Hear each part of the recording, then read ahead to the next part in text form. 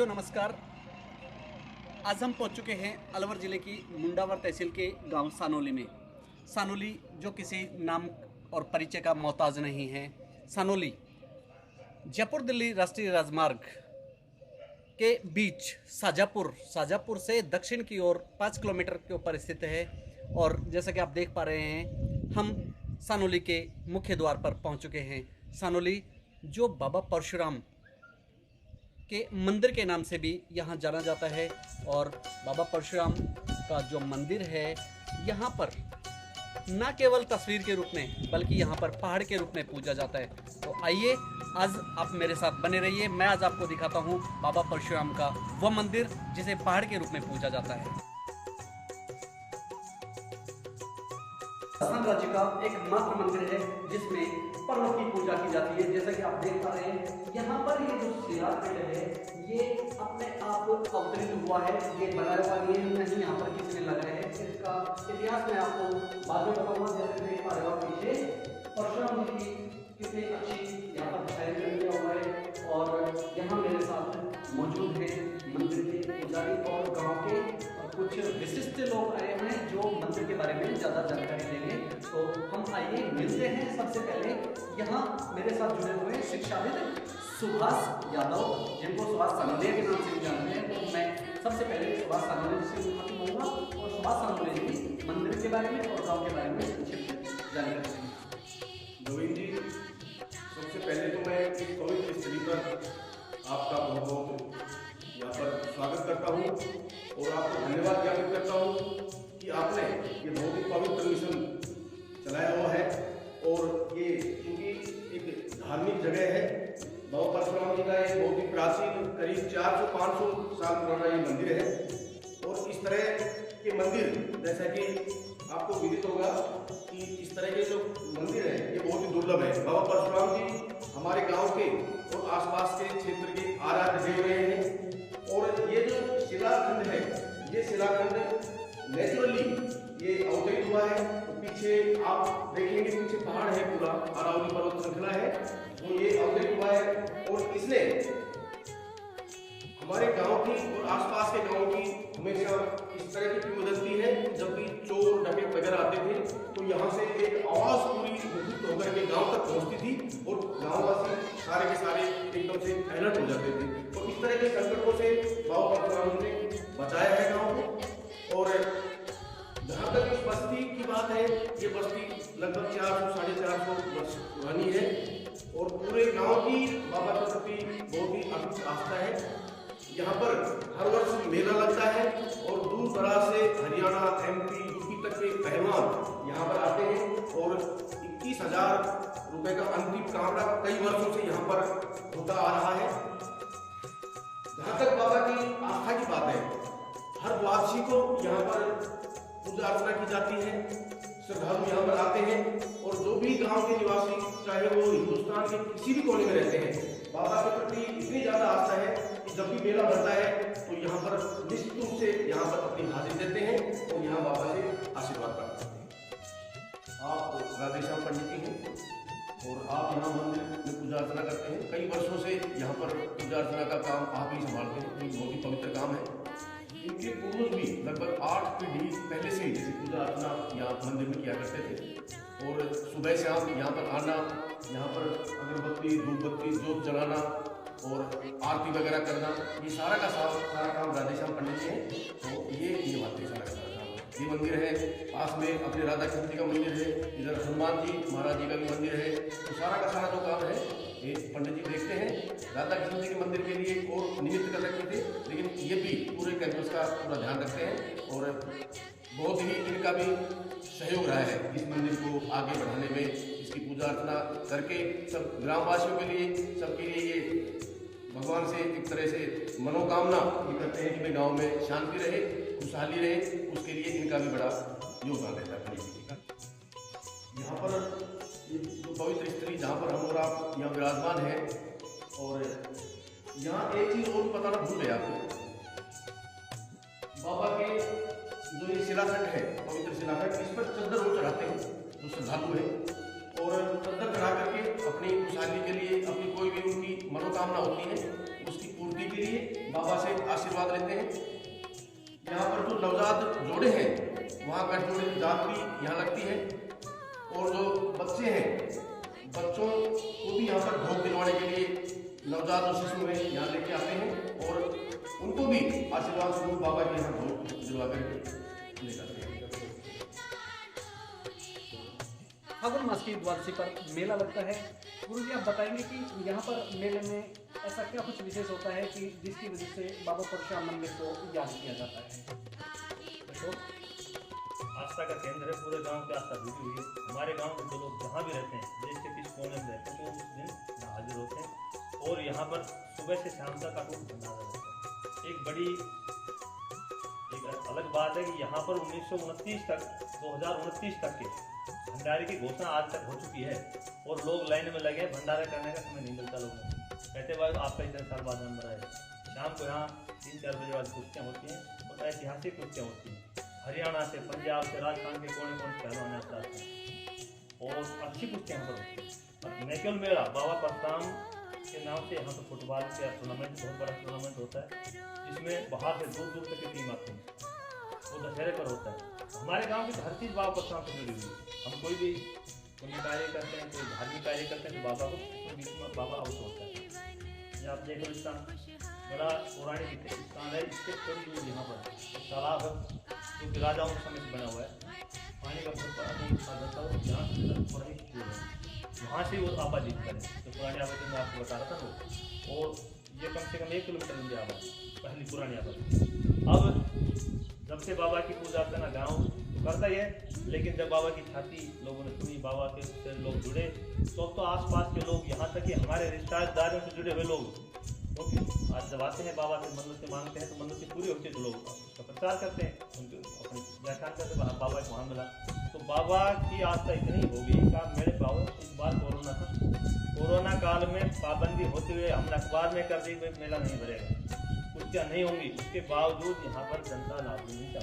इतनी जनता इकट्ठी हुई, तो बाबा की अपनी लोकप्रियता।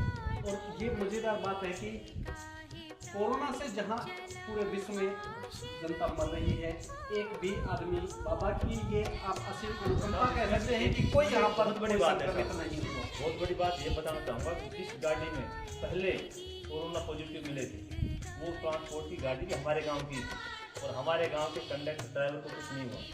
पहली गाड़ी तो हमारा गांव पूरा ट्रांसपोर्ट का काम है, विदेशों से जो सबसे पहले विदेशों से आया कोरोना बताते हैं, तो जो भी पहली गाड़ी थी हमारे गांव की थी, और उसके बावजूद हमारे गांव में कोरोना से कोई आता ना, जो कि पूरा गांव दिल्ली में ट्रांसपोर्ट का काम करता है, लेकिन कोई भी आदमी कोरोना से हमारे गाँव का नहीं है। और भाई सुभाष जी है जो अपना 18 लगता है, तो इसके बहुत लंबे समय से संचालन करता रहेंगे, और इस बारे में ये बहुत कुछ बता पाएंगे।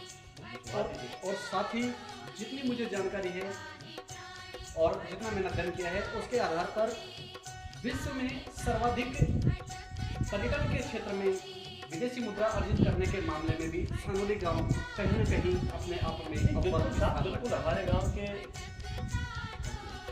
के यादव जी उनको 2 बार राष्ट्रपति अवार्ड मिला है विदेशी मुद्रा अर्जन करने में। एक महेश शुक्ला जी, उनको भी राष्ट्रपति अवार्ड मिला टूरिज्म में, और बहुत से लोग हमारे गांव के जिन्होंने देश विदेश में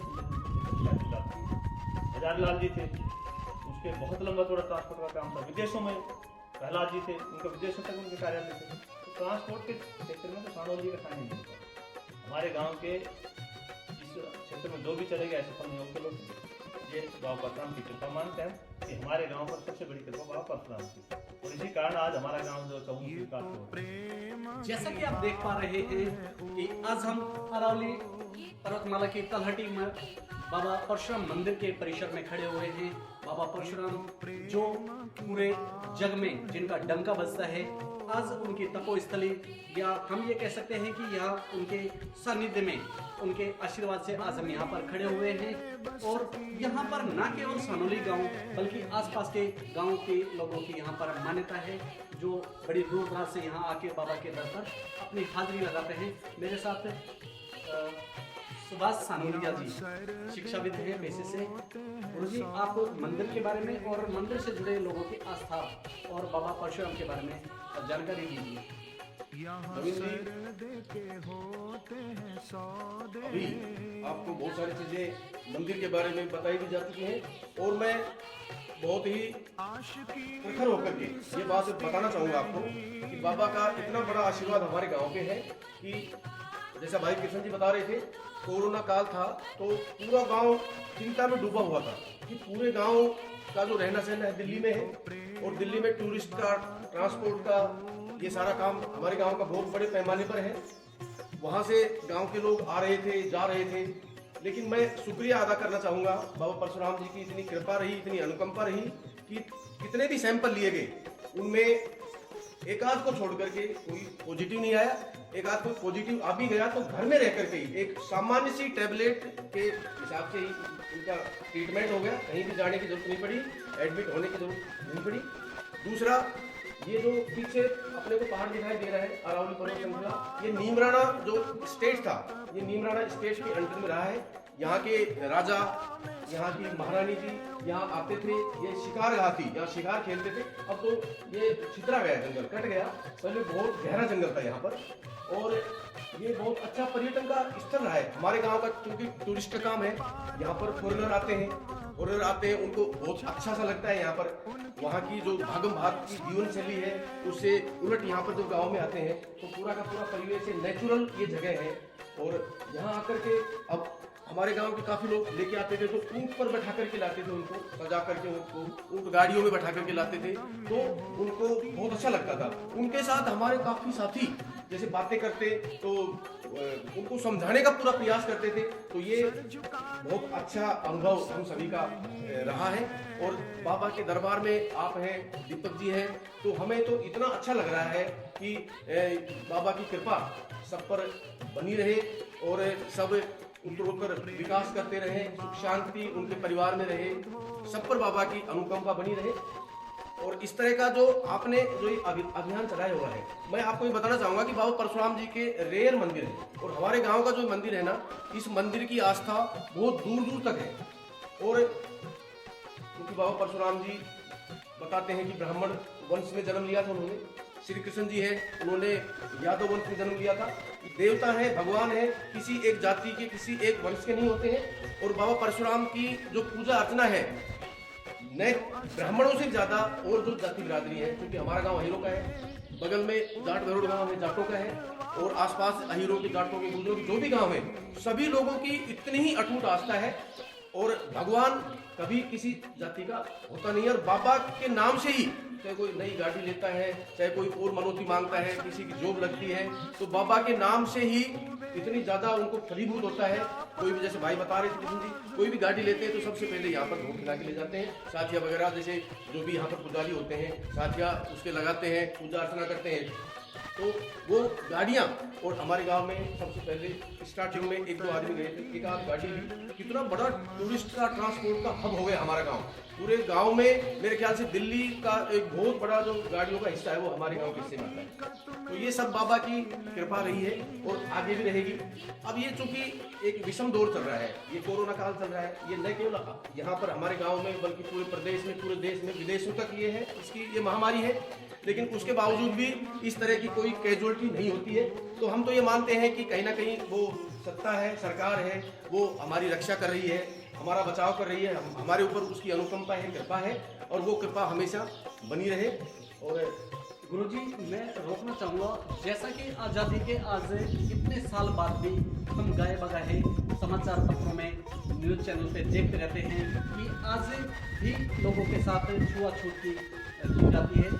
क्योंकि बाबा परशुराम खुद ब्राह्मण जाति से बिलोंग करते हैं, बावजूद इसके जितना मैंने पढ़ा और सुना है कि यहाँ पर सर्व जाति के, सर्व समुदाय के बाबा के दर पर आकर के हाजिरी लगाते हैं और उनसे किसी प्रकार का कोई भेदभाव नहीं किया जाता है और वो निर्विवाद रूप से यहाँ आकर के बाबा के दर पर अपनी हाजिरी लगाते हैं। इसके बारे में थोड़ा सा रवि जी, मैं बहुत ही प्रखरता से इस बात को आपको बताना चाहूँगा कि हमारे गांव में सारी जाति बिरादरी बहुत ही सौहार्दपूर्ण तरीके से, बहुत ही शांतिपूर्ण तरीके से और बड़े मेल भाव से यहाँ पर रहती हैं।